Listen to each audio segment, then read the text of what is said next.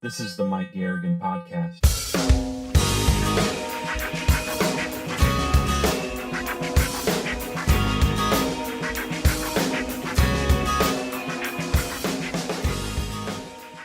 Welcome to episode 21 of 26 for the year 2014. My name is Mike Garrigan, and this is the Mike Garrigan Podcast. My guest today is one of the most sought-after vocalists in the EDM community. She sang on Sultan and Ned Shepard's successful single, Walls, and she has recently released her first solo album called Beautiful Hybrid. Welcome to the show, Quilla. Thank you for having me. I'm well. How are you, Mike? Good. It's good to have you on the show. I know we work together a lot here, right at this desk, actually, when we work on your stuff. But you've done an album recently, and what can you tell us about Beautiful Hybrid? Well, first of all, it's a pleasure to be here. Mm-hmm. We actually recorded quite a bit of the album here in this studio. Mike is the one who mixed and mastered the whole record and recorded a lot of the vocals as well and some of the instrumentals. So the album Beautiful Hybrid is a hybrid because it has a lot of different genres. Each song is kind of its own little journey. And you've got pop, we've got some bluesy stuff, and then some dance music and some other electronic explorations, and a lot of vocal experiments and touching upon different styles and also languages too. Most of it's in English, but there is a song in French. So yeah, it's kind of it's a synthesis of all the different kinds of music that I like. I think having been someone who's worked on it and mixed it and recorded a lot of it, that's a really good description of it. It's not necessarily something that's all over the place in a bad way. It is focused because it's your voice, but I think it shows a variety of your influences. So why did you record this album? Well, it's an album that represents the last few years of music that I've been writing. So I've been wanting to finish it for a long time, for many years. So I have thought about it a lot. It was something that represents like a whole huge chapter in my life, I guess, that I just wanted to, get that music out there and be like, hey, like here's a representation of things that I've been doing. So I've had a lot of different kinds of inspiration. Each song is its own little world. It has its own message and themes and inspirations behind it, and it's something that I wanted to give to the world. Yeah, it takes, when I listen to the album in the order that you picked for it, it takes me on this journey. It's a real journey of a record where you start with, Biological Clock. It's this, it's almost like an intro piece more than an actual song. It's kind of short, and then it kicks in and gives you some different tracks. The three songs I wanted to talk about on the show today are A Million Broken Bicycles, Bikes, or A Million Broken Bikes. A Million Broken Bikes, which features a lot of the programming and really excellent EDM production, I think, and then Exploding Galaxies, which I think it highlights some of your composition skills. It does some really cool things with modulation.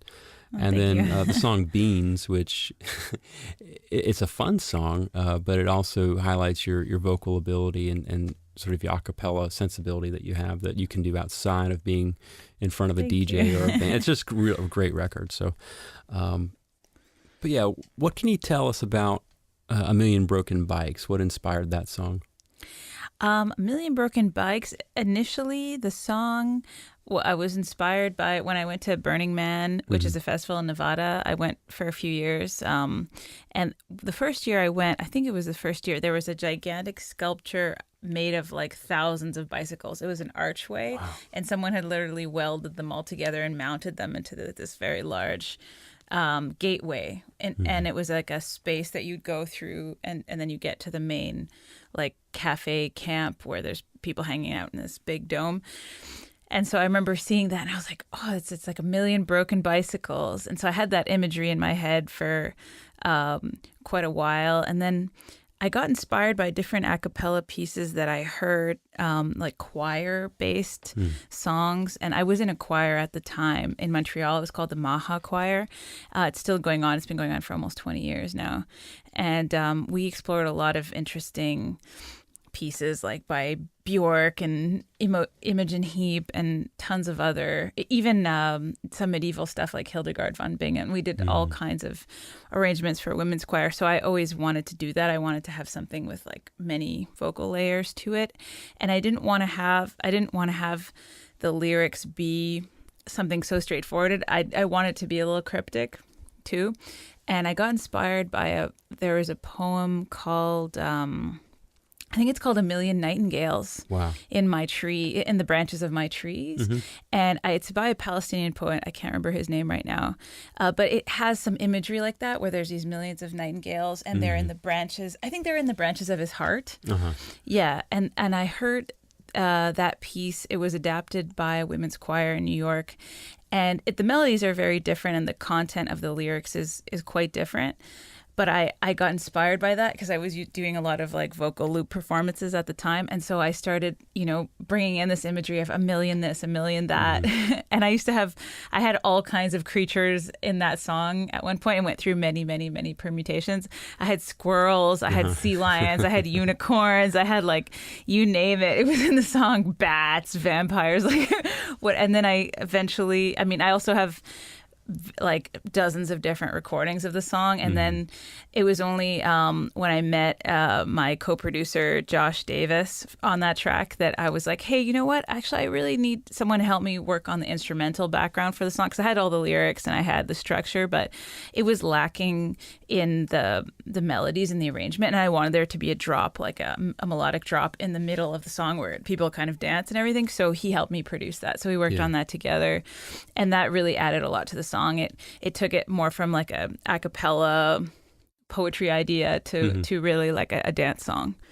Yeah, I enjoyed Josh's production on that, and it was really fun to mix. And the thing I'm coming to appreciate about EDM is it has this sensibility of sounding simple. But when, as a composer or producer, one sits down to try to pull that stuff off, it's very difficult. There's a subtlety to it. And I think that's the art form. Yeah. It's conveying, I guess, that rhythm. And most of these songs we find are at 128 for some reason. 128 BPM, that's the ticket. There's some sort of visceral thing that happens at that. But at the same time, it's very difficult. It's not as easy as I think people in the rock community think it is. And I have a vastly larger appreciation for it since you've brought the work in. So, right.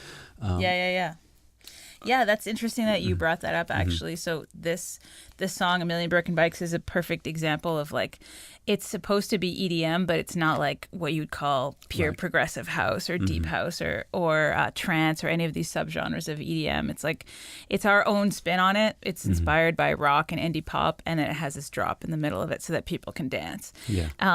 But, Josh and I are both like beginner producers in EDM, so we just did what felt good for the song, and we didn't necessarily create 100 layers for the song like some of these EDM productions that you see. There's like 100 stems, and you're like, wow, that was insane, Oh yeah.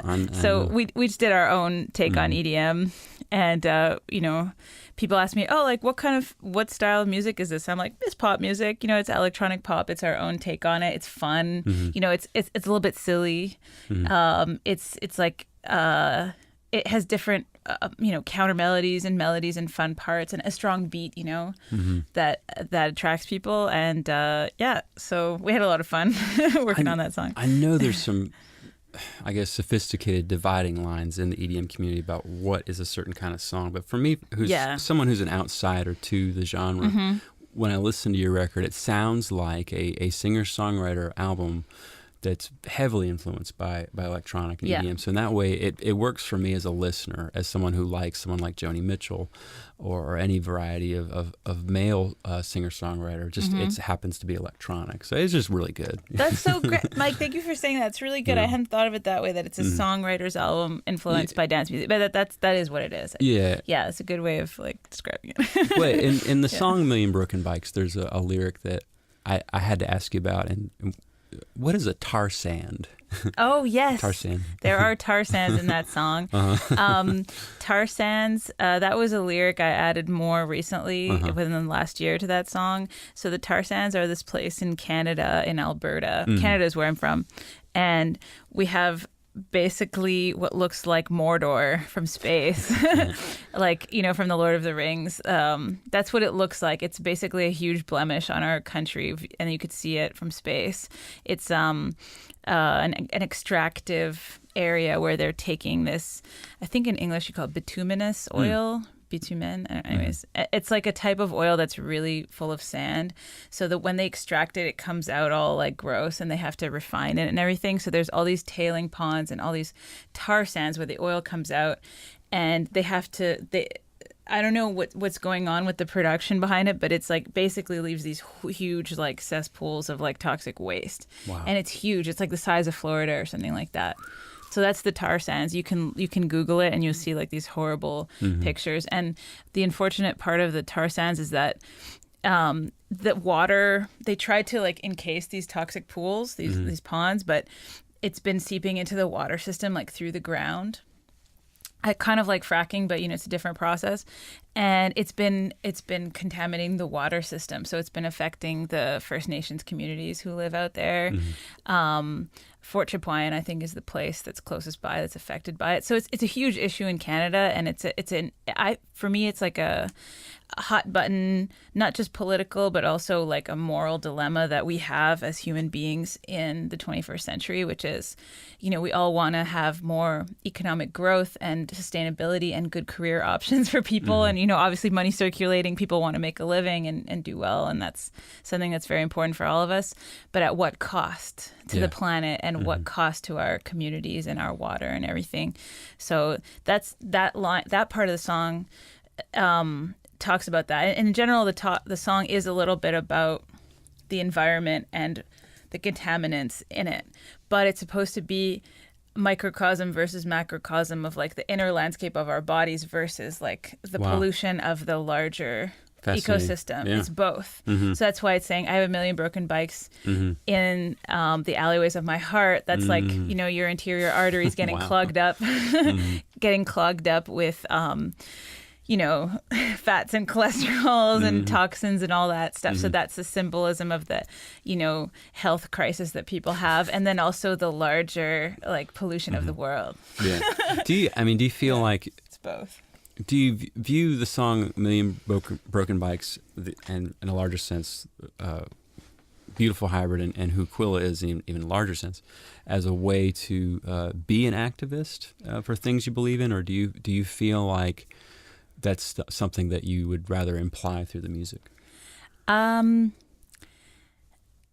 I guess it's a tough question to answer because, like, I don't see the line between being an activist and not being an activist. It's more like I see it as, like, here are my thoughts, here's what I'm going through in my brain, and here is what I want to express. And some of those would be considered activist topics.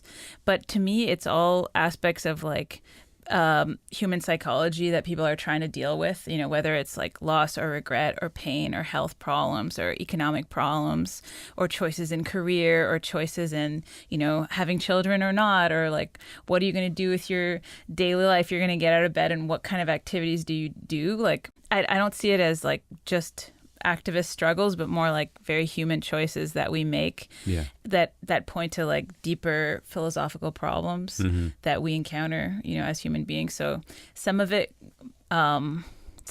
explores these like, raise your fist in the air, like activist topics, like kind of call to arms sort of thing, or call to revolution, or symbolic call to arms, or, call to peace or whatnot. But for me, it's more than that. It's more than just like a rallying cry. It's more like, I try to put in messages so that people, maybe I hope the music would help them, would help the listeners process emotions that they might be going through. And I try to put that in my EDM tracks too. Yeah, I can tell with that too, especially. You write really good hooks that they're just great. They stick with you, Well, it's interesting because as someone who's a songwriter and performer myself, I feel like for me, I I've never really tried to be activist with my music, and it's a place I've never felt comfortable going overtly. Yeah. But I think the way we carry ourselves and the types of shows we play and the kinds of songs we write say a lot about what we do believe in. For sure. I think